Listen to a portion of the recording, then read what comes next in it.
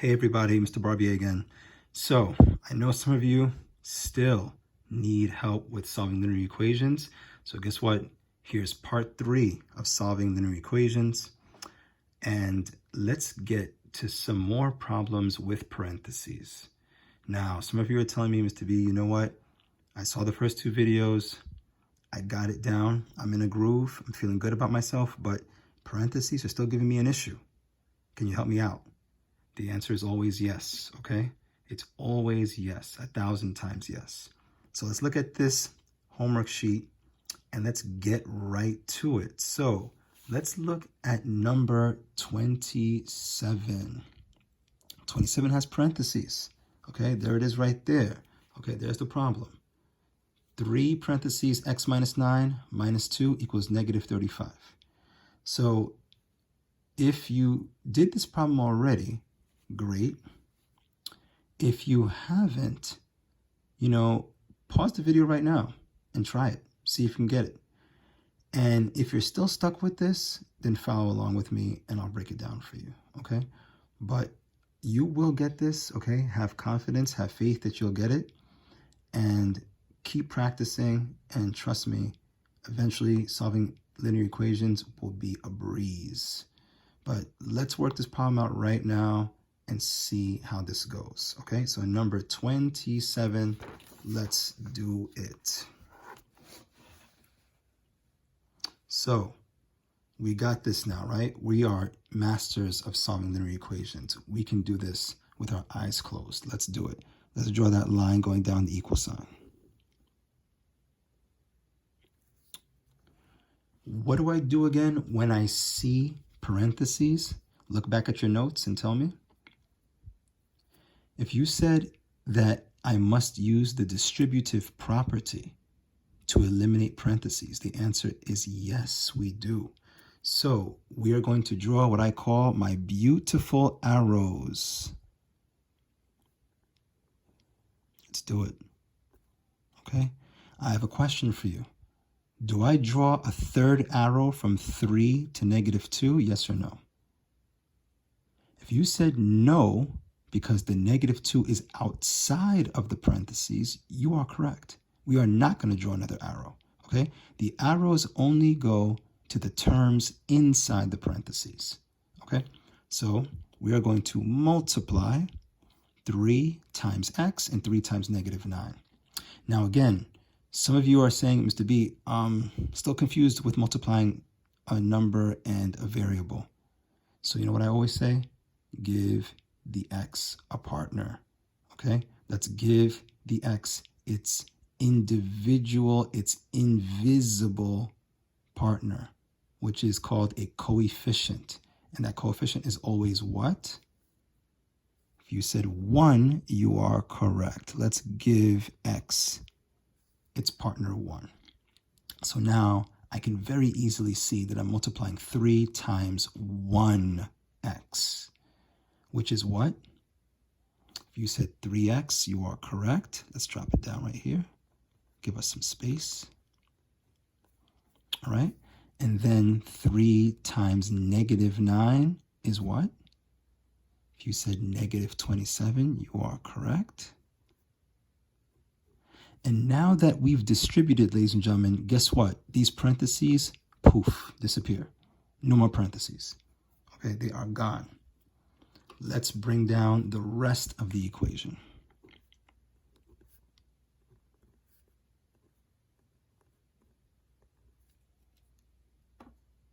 Okay, so let me just say this again before we continue. Whenever you see parentheses, your first obligation always is to eliminate the parentheses, okay? By doing the distributive property, when we see a term outside the parentheses, we distribute inside the parentheses and the parentheses go away, okay? I cannot stress that enough. Do not begin this problem by looking to combine like terms. No, don't do it, okay? Very important to develop good math habits. Very important to do that. All right, so parentheses are gone. Let's do those 3 beautiful words. What are they called?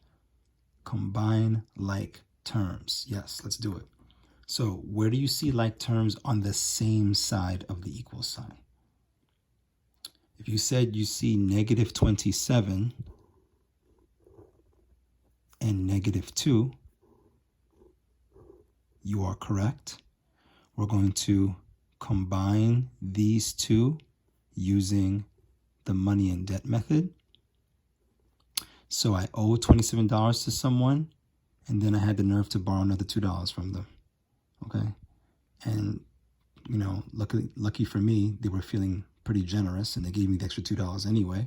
So now I owe that person how much money in total?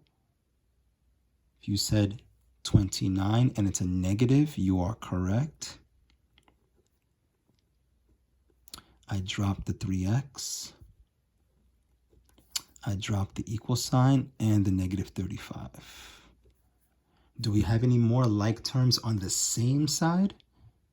If you said no, you are right. And now let's look to see if we can combine like terms on opposite sides. Where do you see like terms on opposite sides? Negative 29 and negative 35, yes, are like terms on opposite sides.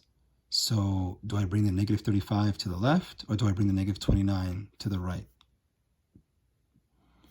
If you said the 29 moves to the right and becomes a positive 29, you are correct. Because to do it the other way would give me an unbalanced equation. What I do to one side, I must do to the other. These two 29s will cancel, right? Same term, but different signs. They cancel. I drop the 3x. Let me drop the 3x right here. I drop the equal sign. And then I use money and debt again to combine this. So the negative 35 means I owe $35, and the positive 29 means I have $29. So if I owe 35, but I only have 29 to give, I'm still going to owe money, yes? So we subtract, correct? Can't take 9 from 5, so borrow from the 3, make it a 2, and make the 5 a 15, okay? 15 minus 9 is what? If you said 6, you're correct. And 2 minus 2 is nothing. And one more thing, ladies and gentlemen, students make this mistake all the time. Let's make sure we have the right sign for this 6. If I owe 35 and I only had 29 to give, that means I still what? Owe $6, right? Owe $6. So it's got to be a negative 6. Now, 3x represents multiplication. The opposite is division. So we divide both sides by 3. These two 3's will cancel. I drop the x. I drop the equal sign. And a negative divided by a positive is a negative. Very good. And 3 goes into 6 2 times. And ladies and gentlemen, x equals negative 2. Great job. If you did this on your own and you got the same answer, give yourself a pat on the back. You did great. Awesome. Okay, let's move on to one more problem. Okay, just one more, and then that'll be it for this video.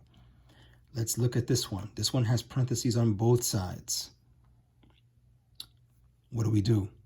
The same thing we've always been doing. Nothing changes, okay? Nothing changes. So let's get to it. Let's draw that line down the equal sign. All right. Let's use the distributive property to eliminate parentheses. Now, students always ask me, Mr. B, where do I start? There's 2 parentheses. Doesn't matter, okay? Doesn't matter. You can start on the left, start on the right. Guess what? We might as well move from left to right. So let's start on the left. Let's draw those arrows. What I call my beautiful arrows. 3 times 4x is what? Let me hear you. If you said 12x, you are correct. You know what? Let's not waste any lines for this problem. Let's write it right here. 3 times positive 3 is what? If you said positive 9, you are correct. Okay? Now, drop the equal sign. And ladies and gentlemen, don't bother to just bring this side straight down. No, we have parentheses. So let's distribute again, right? Now, remember, x, wait a minute, I don't see a partner for x. What do? Let's give it that invisible one, okay? Let's draw our arrows. -9 times 1x and -9 times +2. What's a negative times a negative? Positive, yes. Positive what? 9x, that's correct. What's -9 times +2? A negative times a positive? If you said a -18, you are correct. And look what we've done. We've eliminated parentheses for the entire equation. Now, tell me something. Do you see like terms on the same side? Are these two like terms? No, right? Are these two like terms? No, but do we see like terms on opposite sides? If you said yes, you're correct. Where do you see like terms? Okay, I just heard somebody say 9x and 12x are like terms. All right, what do you want to do with them? Okay, I just heard someone say take the 9x and make it negative and move it to the left. Guess what? Excellent suggestion. Let's do it. So I cross the line, I change the sign, I make the 9x negative, and what I do to one side, I must do to the other. Okay, let's draw that line all the way across. These two 9x's cancel. I drop the -18, again, close to the line. Let me drop it down right here. Drop the equal sign. Drop the 9 here. Okay, let's use money and debt. So I have $12, but I owe 9. I pay the 9 that I owe. I'm still left having $3, right? X, drop the plus sign. Okay, folks, just to be clear, I'm only skipping lines to make my work a little easier for you all to see, all right? Typically, I would not skip lines or, waste space. Just want to make that clear to you. Okay, so we're here now. Do you still see any like terms? The answer is yes, right? Where do you see like terms? +9 and -18, right? Yes. So let's cross the line, change the sign. What am I going to do? If you said take the 9 and make it negative and move it to the right, you are 100% correct. Let's do it to this side also. These two 9s on the left will cancel. I drop the 3x. I drop the equal sign. And I use money and debt again.